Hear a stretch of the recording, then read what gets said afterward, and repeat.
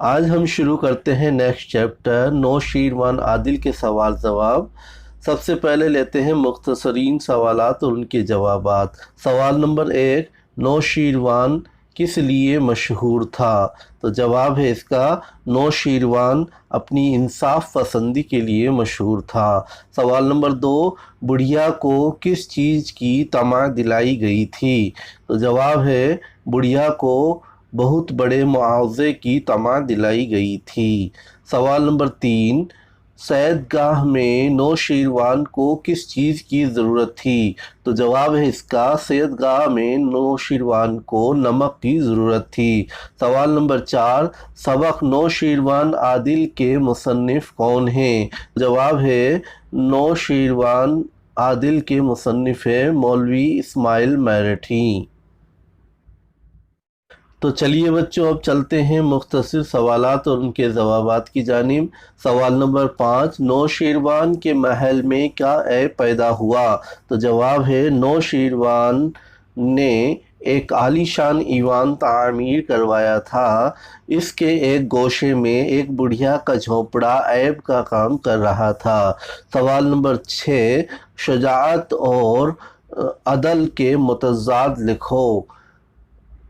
تو جواب ہے، شجاعت یعنی بہادری ہوتا ہے، اس کا متضاد ہے بزدلی، اور عدل کا متضاد ہے جفا یا ظلم۔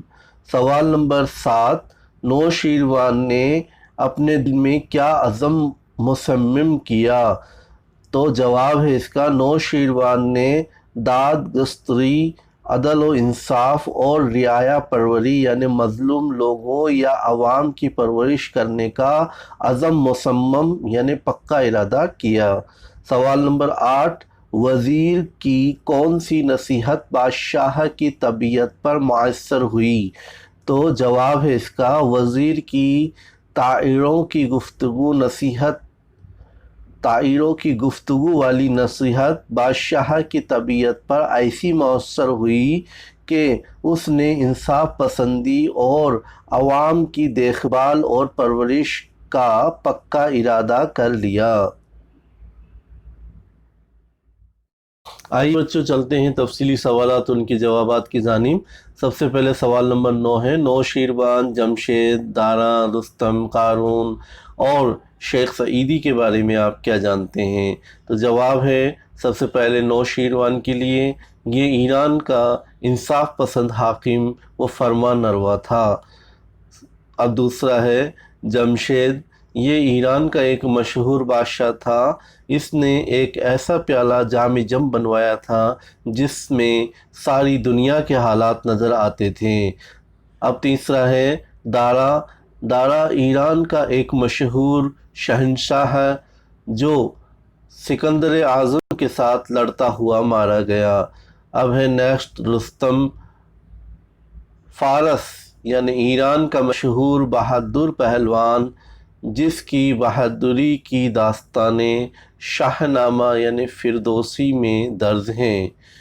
اس کے بعد نیکسٹ ہے قارون، حضرت موسیٰ علیہ السلام کی قوم کا بڑا مالدار شخص جو کنجوسی کے لیے مشہور تھا، جو اپنے مال کے ساتھ زمین میں غرق ہو گیا تھا۔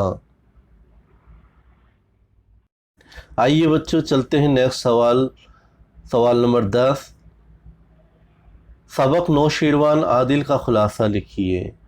تو جواب ہیں، نو شیروان عادل سبق میں مولانا اسماعیل میرٹھی نے ایران کے مشہور حاکم و فرمان روا نو شیروان کے عدل و انصاف سے متعلق حکایتوں کو الگ الگ کتابوں سے یکجا کیا ہے، جن میں مولوی نظامی اور شیخ سعیدی کی تحریر کردہ حکایت شامل ہیں۔ نو شیروان کے عدل و انصاف کی پہلی حکایت مولوی نظامی نے لکھی ہے۔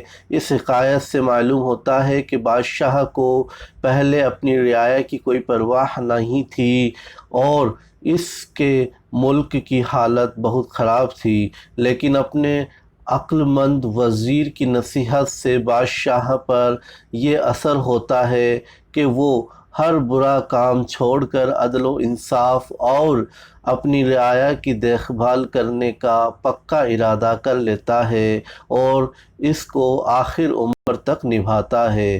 دوسری حکایت اس بادشاہ کی شیخ سعیدی نے لکھی ہے، جس سے یہ ثابت ہوتا ہے کہ وہ ادبی امور میں عدل و انصاف کے قاعدوں کا پورا خیال رکھتے تھے۔ اس کی عمدہ مثال یہ ہے کہ ایک مرتبہ بادشاہ کو شکار گاہ میں نمک کی ضرورت ہوئی۔ بادشاہ نے ایک غلام کو پاس کے گاؤں سے پیسے دے کر نمک خرید کر لانے کا حکم دیا۔ غلام نے بادشاہ سے کہا، ذرا سا نمک دینے میں کسی کو کیا پریشانی ہوگی؟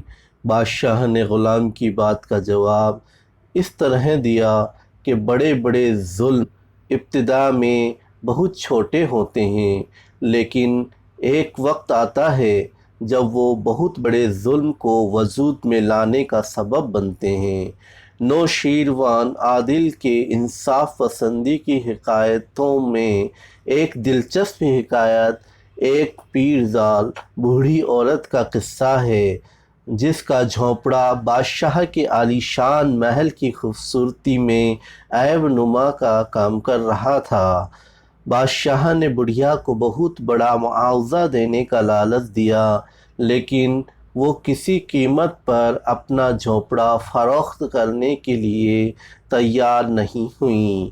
غرض بادشاہ کو یہ نقص چاروں ناچار گوارا کرنا پڑا۔ اگر وہ چاہتا تو اس کا جھونپڑا لے سکتا تھا، لیکن اس نے ایسا نہیں کیا۔ دانشمندوں کی نظر میں عالی شان ایوان کا یہ عیب ہزار خوبیوں سے بہتر تھا، جس کی بدولت نوشیروان کا نام ہمیشہ زندہ رہے گا۔ آئیے اب چلتے ہیں سوال نمبر 11 کی طرف۔ نوشیروان کی زندگی سے ہمیں کیا درس ملتا ہے؟ تو جواب ہے اس کا، نوشیروان کی زندگی سے ہمیں یہ درس ملتا ہے کہ ہمیں عدل و انصاف اور رحم دلی سے کام لینا چاہیے۔ سوال نمبر 12 ہے، مولوی نظام الدین نے نوشیروان کے متعلق کون سی حکایت لکھی ہے؟ تو جواب ہے، مولوی نظام الدین نے نوشیروان کے متعلق یہ حکایت لکھی ہے کہ وہ اپنی رعایا پر کوئی توجہ نہیں دیتا تھا۔ اس کے ملک کی حالت بہت خراب تھی، لیکن اپنے عقل مند وزیر کی چڑیوں والے گفتگو کی بات اور نصیحت سے اس کی زندگی بدل جاتی ہے۔ وزیر کی نصیحت سے متاثر ہو کر نوشیروان عدل و انصاف اور اپنی عوام کی پرورش کا پکا ارادہ کر لیتا ہے اور اس عہد کو تا عمر نبھاتا بھی ہے۔